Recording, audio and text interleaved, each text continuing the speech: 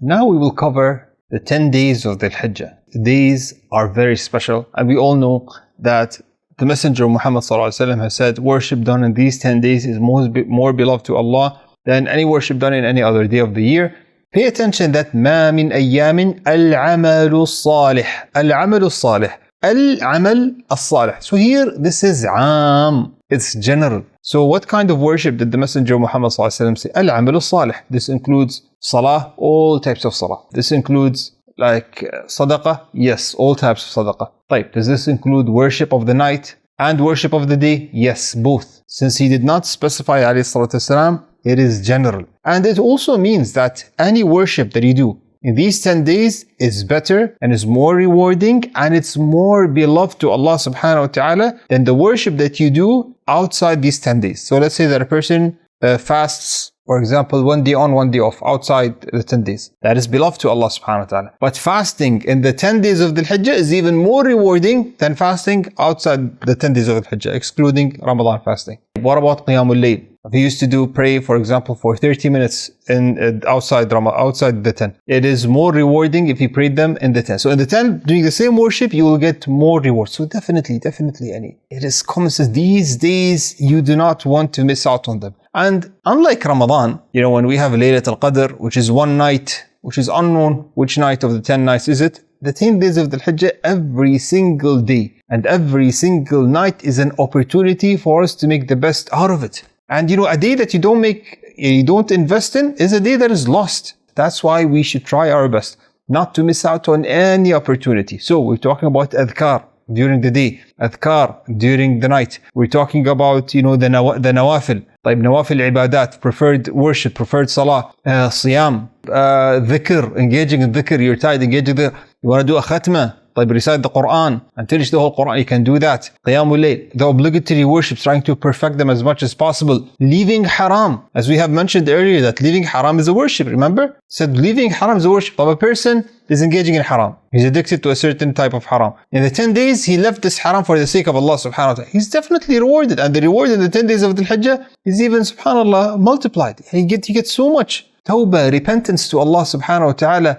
I know a brother, subhanAllah, one of the years, 10 days of Dhul Hijjah, he was kicked out and he was searching for a place and he was driving from hotel to hotel and he's very stressed. But subhanAllah, I said, right, you didn't engage in much worship, but this, you accepting your fate, the decree of Allah subhanahu wa ta'ala, and this hardship that occurred, you accepting it and knowing that this is from Allah, you got the reward, alhamdulillah. And it was in the 10 days of Dhul Hijjah Qadr. And so it was a wajib, an obligation. You were about to get kicked out. Your family was going to be on the streets. So subhanAllah, any worship, anything that occurs, you have to put this mindset that I want to do the best. Now, one of the best worship that you can do in these 10 days or these 9 days, is what? Is fasting. Now, the question might come here. And there's an issue. Some people might say, but Shaykh, the Messenger Muhammad ﷺ, did he fast or not? Now, the short answer, it doesn't matter and it's irrelevant. How does it matter? How is it irrelevant? I'll tell you why. First of all, let's address the issue. Did the Messenger Muhammad ﷺ fast the 9 days or did he not, alayhi salatu wasalam? And if he did not, why not? So there is a hadith that says that the Messenger Muhammad ﷺ fasted the 9 days of Dhul Hijjah. This hadith was narrated by some of the wives of the Messenger Muhammad ﷺ. Some of the scholars authenticated this hadith. So we have a hadith of some of the wives of the Messenger Muhammad ﷺ mentioning that he did fast the 9 days. I will have a hadith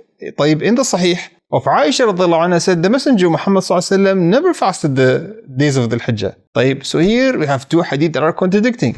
Well, it's not contradicting because some of the scholars said the first hadith is not authentic. This is one opinion. The other opinion, those who said it's authentic, they said she replied based on her knowledge that he did not fast. But the Messenger Muhammad ﷺ was in the house of some of his other wives that he fasted. And some of them said no. He wanted to fast, but he did not fast because he was afraid that, they said they did not fast and he was afraid that it will be obligated on his ummah. So there's so many answers. But I told you at the end, it does not matter. If it does not matter? Because we said, العمل الصالح فيها ما من أيام العمل الصالح أحب إلى الله سبحانه وتعالى من هذه العشر. The Messenger Muhammad ﷺ said, in general, there are no days that good deeds, acts of worship are more beloved to Allah subhanahu wa ta'ala than these 10 days. So it means that any worship, including fasting, is more beloved to Allah subhanahu wa ta'ala in these 10 days than in any other day of the year. So if you fast these 9 days, alhamdulillah, this is one of the best worships. Why fasting though? Because you might be preoccupied with so many things. Fasting is abstaining from dawn all the way to sunset. So it's a continuous worship. And subhanAllah, it's just of not eating, and subhanAllah, you get the reward. If you slept, if you engage in dhikr, you go on with your normal day, you keep on getting and accumulating rewards. And if you add to this some dhikr, some salah here and there, engaging some Quran, imagine how much reward you have accumulated. So definitely, these are days, if you're able to fast, I think you should definitely invest in fasting. So, should we fast or not? Did the Messenger Muhammad fast? This is a matter of khilaf, whether he fasted or not. But regarding us, should we fast? As I mentioned, if you're a person that you find yourself, you can fast, and this is a worship that you want to put forward for Allah subhanahu wa ta'ala, then go ahead and fast. And inshallah, it's going to be rewarding. But all the other worships, my advice is to engage in every sunnah that you know. I'm talking about adhkar of sleep. I'm talking about adhkar of waking up. I'm talking about adhkar during the day. I'm talking about the 12 units of worship that Allah Messenger Muhammad said, whoever prays these 12 units, Allah subhanahu wa ta'ala will build for him a house in paradise. I'm talking about Qiyamul Layl. I'm talking about Salat al-Duha. I'm talking about general dhikr. All these sunnahs that you have, that you know and that you memorize, now is the time to apply them. I mean, you know of so many worships. Now is the best time to apply. It's only 10 days. You have to make best of these 10 days of worship. Let's talk about the day of Arafah and some of the matters that are important for us to know regarding Arafah. Now, the Messenger Muhammad said, whoever fasts the day of Arafah, that Allah subhanahu wa ta'ala will expiate for him sins the past year and the coming year. So this is the reward of fasting one day of Arafah. It's not about fasting the 9 days. Even if a person from day 1 to day 8, he did not fast, we still say fast the day of Arafah. Fast the day, do not miss out. If you're a person who's not used to fasting, if it's only 1 day, you say, I'm just gonna fast for 1 day. Save this day for Arafah and fast Arafah. Arafah is the day that you put everything out there, especially fasting, since this is the worship that Allah subhanahu wa ta'ala commanded the people. And by the way, the people in Arafah, the people who are in Arafah, in Hajj, it is disliked for them to fast. Ajib, dislike. Yes, the Messenger Muhammad drank water in front of them all on the day of Arafah in Mecca to show them that this is a day that a person should be engaging in worship. Because the Messenger rose his hands, he raised his hands from the time of Zawal after praying Dhuhr and Asr and giving the sermon, he raised his hands. He engaged in dua all the way until sunset. Some of them said, if you estimated the number of hours, he raised his hands for almost 4 hours and a half. Yeah, that's a lot of time. Some of us might, after making dua of 10 minutes, say, I have done a lot of dua. 4 hours. They said, even while holding, subhanAllah, the rope of the camel, it left, he did not move his hands. He kept on doing dua. He made the best of every moment there. So in Hajj, it's different. It is disliked to fast in Hajj. It is disliked to fast Arafah. Now, people outside Hajj, the Messenger Muhammad said that he intends the reward that a person who fasts the day of Arafah, he'll get sins expiated for the past year and the coming year. You do not want to miss out on this. This is regarding Siyam. Is there anything special regarding Arafah? There are 2 matters and I want to mention them. The first matter is the matter of worship of dua in Arafah.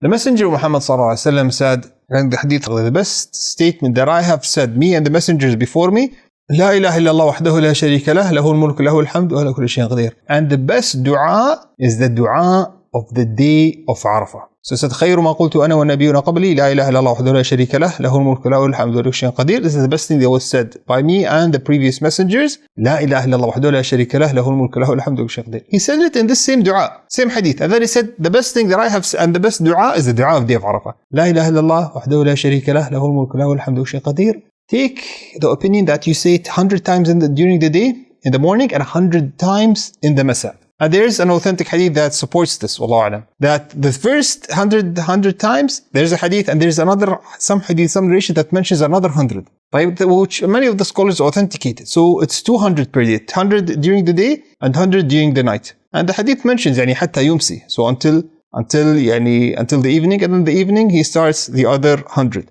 And on the day of Arafah, you keep on engaging in this dhikr. This is the greatest of dhikr. Of course, you want to engage in other adhkar, subhanallah, bihamdi, subhanallah al-azim, the 2 words that are light on the tongue, beloved to Allah subhanahu wa ta'ala, heavy on the scale of deeds, subhanallah, bihamdi, subhanallah al-azim. You want to engage in sending salawat to the Messenger Muhammad sallallahu alaihi wasallam, a great act of worship. Allahumma salli wa sallim ala Muhammad. You want to engage in other adhkar, la hawla wa la quwwata illa billah. Mix it up. All of it is khair, and all of it is counted for you.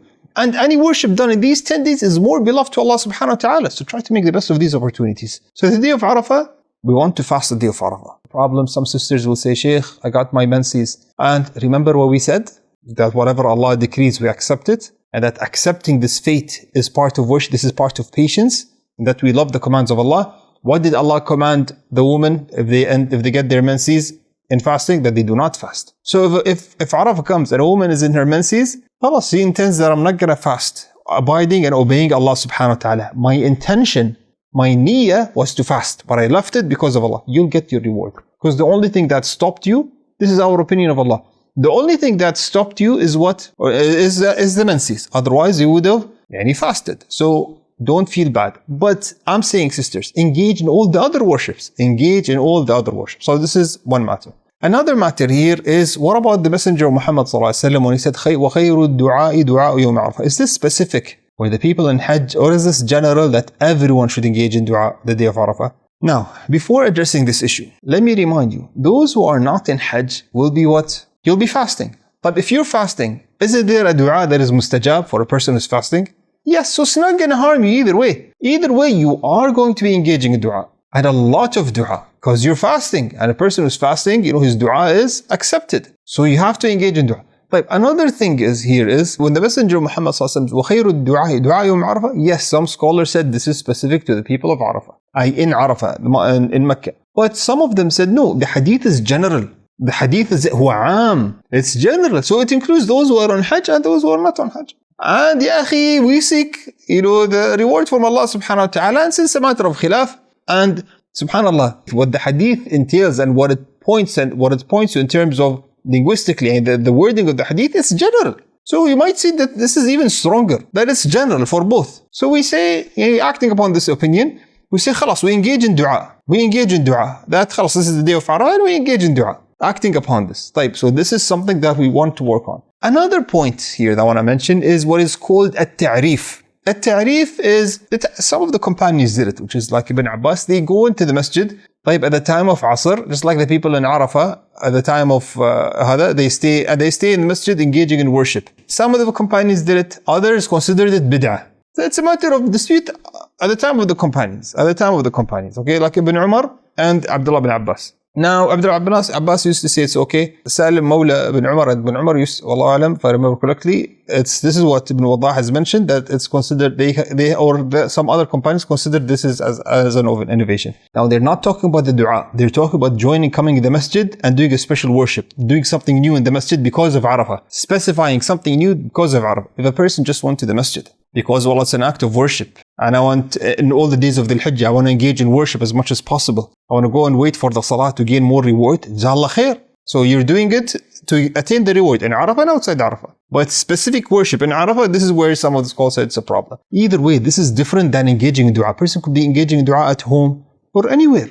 And remembering, subhanallah, asking Allah, oh Allah, grant me this opportunity to go and perform Hajj. Oh Allah, alhamdulillah, I intend that I want to go there, Ya Allah, and for you to praise those people. And I want to be amongst those people that you praise in front of the angels. And you say, what did these people want? We want you, Allah subhanahu wa ta'ala. We want your approval. We want your love. We want to worship you. So you have these intentions, and Allah subhanahu wa ta'ala will accept from you. So engage in these du'as. Remember these du'as. And remember what great virtues of the people that will be there in Hajj. And he says, subhanallah, wallah, Allah, I wanted to go there. I have the intention, but subhanallah, maybe I don't have a permit. Maybe I don't have the finances. Maybe I have some other thing that is stopping, but my heart is there. My heart is there. So engage in this dua and worship Allah subhanahu wa ta'ala. And he asks from Allah's favors. And there's no day in the whole year that Allah subhanahu wa ta'ala frees necks more than the day of Arafah. There's this day Allah frees more necks than any other day of the year. Not even Ramadan. Even more than Ramadan. So this is also something that we want to work on.